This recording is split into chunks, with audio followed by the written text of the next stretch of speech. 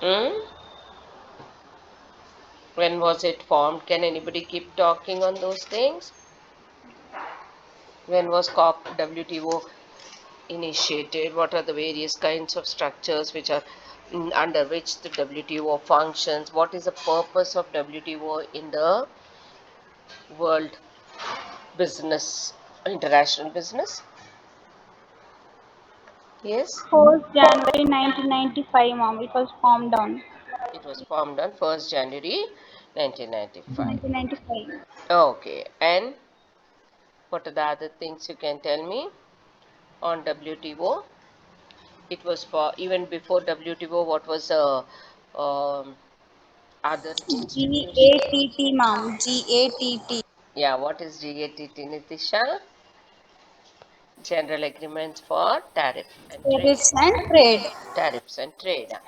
Okay, and what is the very purpose of the WTO? Uh, Yes,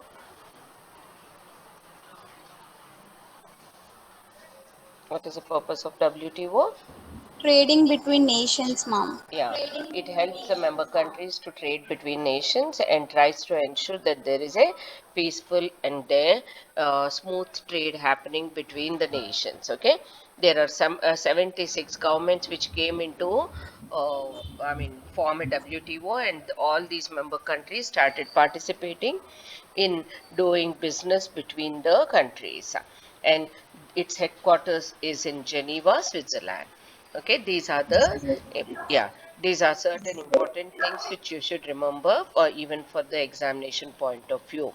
And what are the main functions of WTO?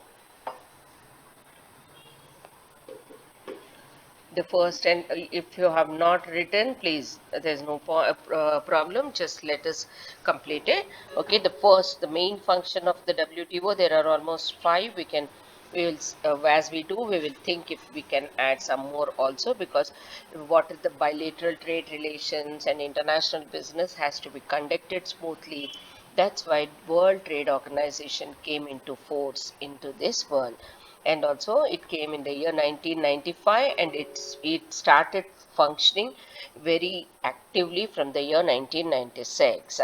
Okay, the first and the foremost function of WTO is to limit harmful trade practices.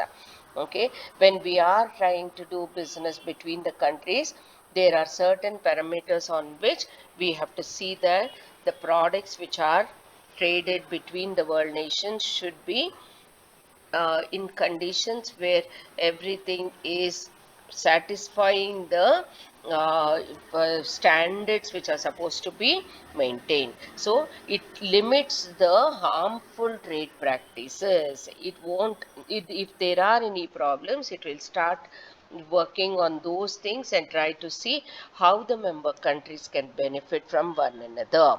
And it acts as a forum for multilateral trade organization, because when we want to import or export something, we need to have a platform where there is a consensus on these things.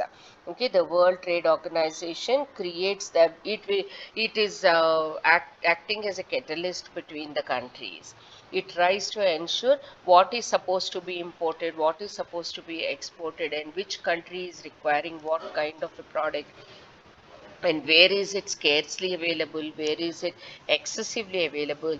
These kind of things the WTO will take into consideration, and it starts channelizing the business and routes what kind of products are supposed to be floated from one country to the other.